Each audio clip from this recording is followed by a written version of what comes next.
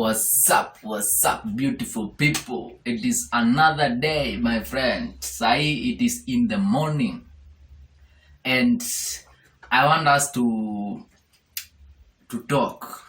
I want us to talk about why the possibility of Jesus coming back, or why the probability of Jesus coming back is 0. So I want you to keep an open mind, and whatever I'm saying here is just my own thoughts, and we are not supposed to fight about what I am talking about here. So another thing I want you to keep in mind is we are going to look at the things which are happening today compared to the things which were happening during Jesus' time, when he was alive in this planet. And then we will come and look at what could possibly happen if Jesus came today, if Jesus came for the church today. So let's dive into the discussion, and let's start by the way. So I want to start by giving you some simple statistics. So how many religions do we have in the world? We have over 4,200 religions in the world, and Christianity is one of them. And Christianity is the one which talks about the Bible and the Jesus.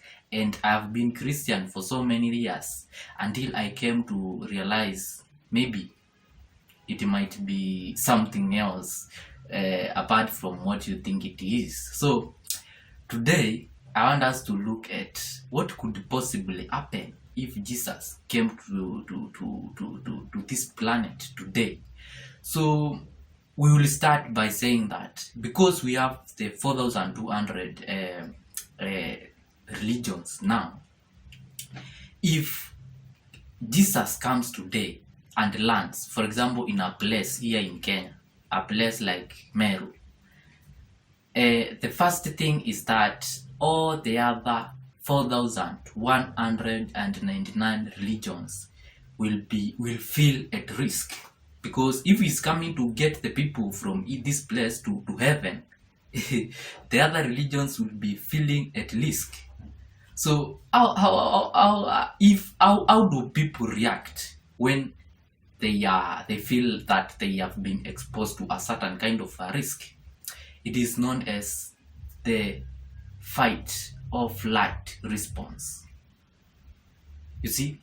So the first thing, when you feel that you are in a risk, the first thing you try to do is you try to fight, or you try to flight, or that is you try to run.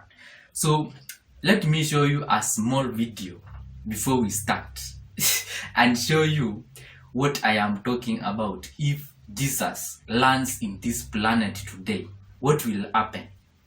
Number one, let's start by watching this video so that we know what really is happening and what is not happening.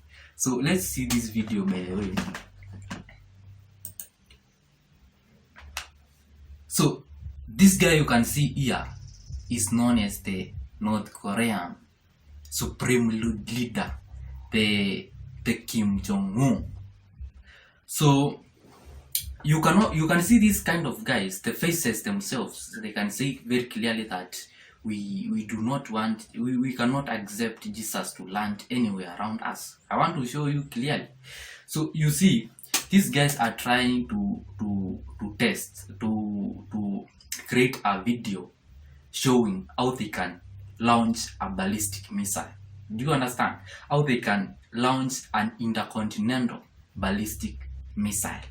And if you hear Jesus has landed in a place like Kenya, like Meru, and specifically a place like Kianjai, the first thing this guy will just look at his watch and calculate the time it can take for this ballistic missile to reach this point. And you know how those ballistic missiles travel? They are supersonic, like they travel at a speed higher than the speed of light. You understand? So let me continue showing you this video, by the way. So let's see what this guy does. This guy do, by the way, they can do. So you see what is happening here. The guy confirms. Now we have confirmed that Jesus is at that point. We want to give him a test. We want to see what he can do, by the way. What can he do with our missile? Can he send it back to us? So let's launch the missile and see if this Jesus will do anything to that missile. You know, the technology which is being applied today is ahead of Jesus. That is what I can say. Is ahead of what you are being taught about Jesus. You can see this thing. So imagine that kind of a missile is in this world.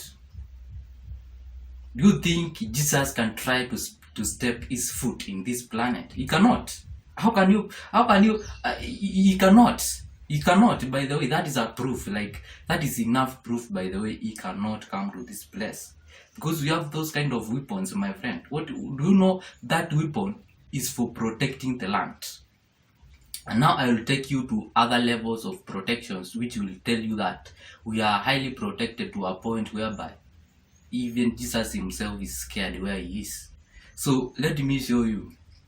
By the way, you can see these guys.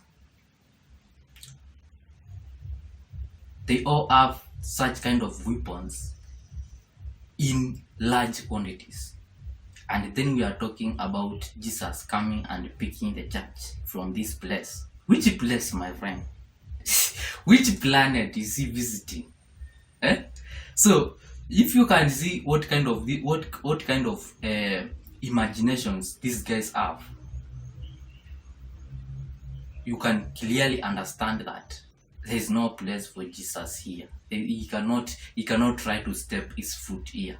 And that is just one thing to show you how we are highly protected. For example, you can see you see these intercontinental ballistic missiles. They can travel across continents within a very short period of time.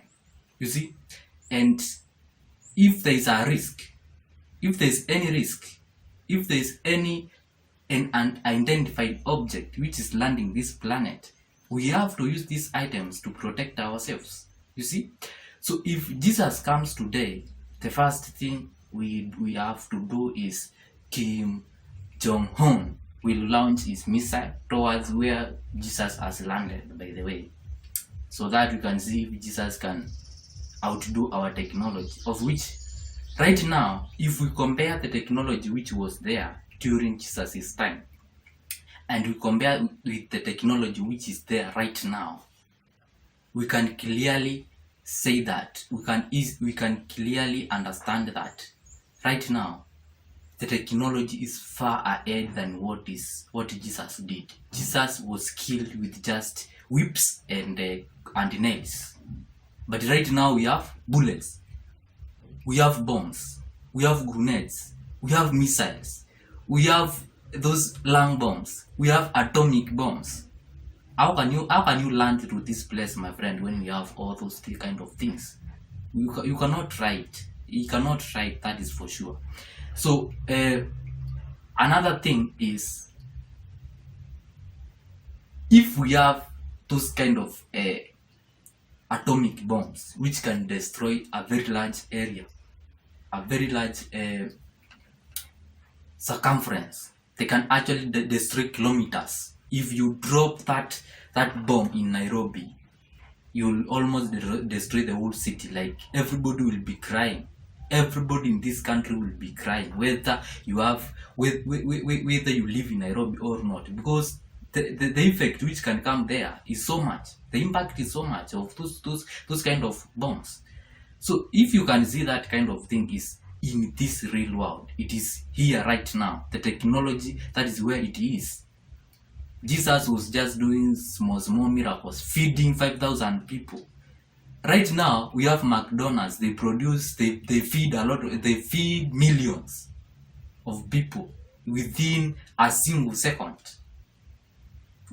Like, the technology right now is ahead of Jesus. It is not even, I cannot even think of saying that Jesus will ever come to this place again. That is not possible.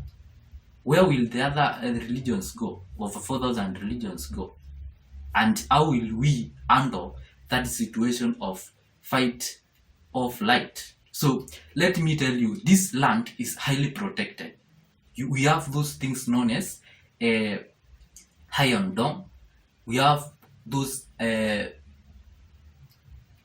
We have a lot of security in the land. We have the army in the borders. Where will Jesus pass? He cannot pass through the borders. We have the army there.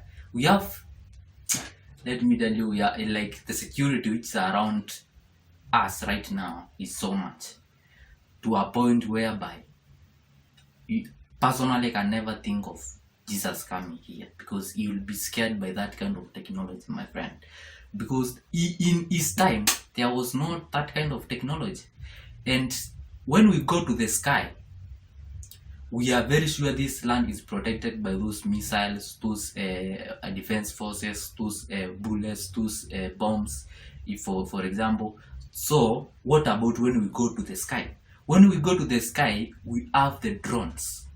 We have the jets, supersonic jets. The drones are there to monitor everything which is happening in the sky. If they see an unidentified flying objects, they will just report immediately and action will be taken immediately. You see, severe action will be taken immediately. So we have right now we are saying you should not trust any bird you see on the trees, because some are drones. Birds are becoming drones. Insects are being we are manufacturing insects like drones which can spy. We have those jets in the sky right now. Right now, the moment you are watching this video, there are drones in the sky, there are jets in the sky monitoring everything that is happening in the sky for our security. What about when you go to the space? We have the International Space Station. Right now as we talk, the International Space Station is moving around the Earth at a very high speed. You see? If they see anything they do not understand, they will actually tell us. They will tell the ground bases. They will tell those people operating from the ground, we have seen something looking like white Jesus coming your way. So you can just deal with them. You can just see what is. You cannot understand who it is. How can they allow Jesus to pass through the sky? That is not possible. Right now, Jesus cannot come to this place. Is not even accepted to land here. You understand? Okay, so this video, before we started this video, I told you these are my own thoughts. It is nothing to do with anyone or anybody. But for me personally, what I think is, right now we have Jesus already. We have people who are doing better than Jesus right now. For example, if you look at Sadhguru, what is Sadhguru doing right now? Sadhguru is doing 30,000 kilometers motorcycle ride. That is risking your life to talk about the Save Soil movement. Do you know, I was thinking about why was Sadhguru, His Highness Sadhguru, why was he talking about saving the soil? And I came to think about it keenly, and I found out that soil is the source of every living thing. Soil is what gives us the energy to live. Everything you are consuming right now, everything, if it is the animals, you eat animals and they eat grass, which grass grows on the soil. We eat the fruits, they grow on the soil.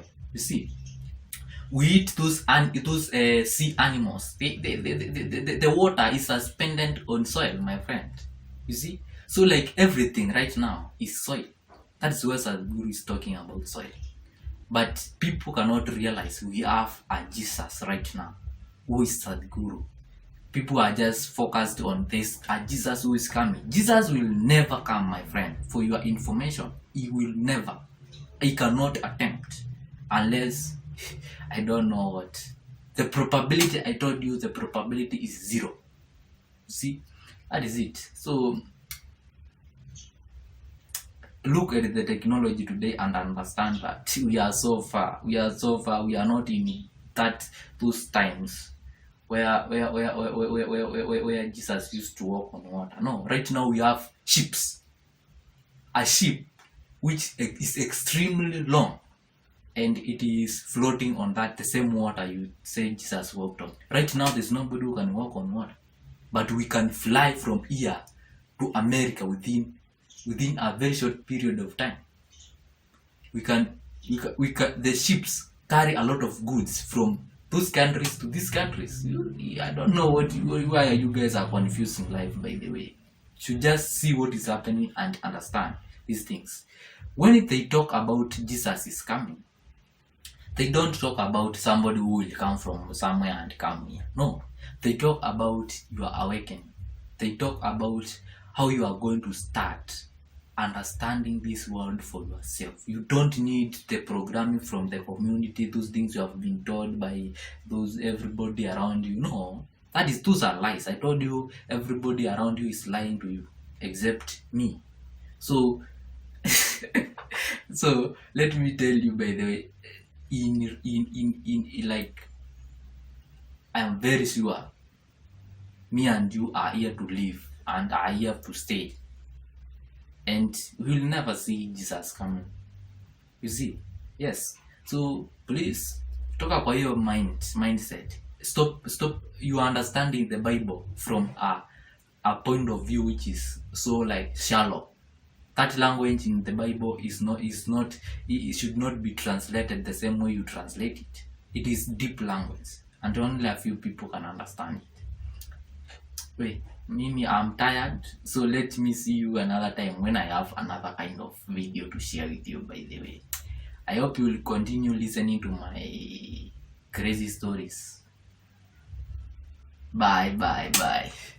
Don't be scared, by the way, don't be scared.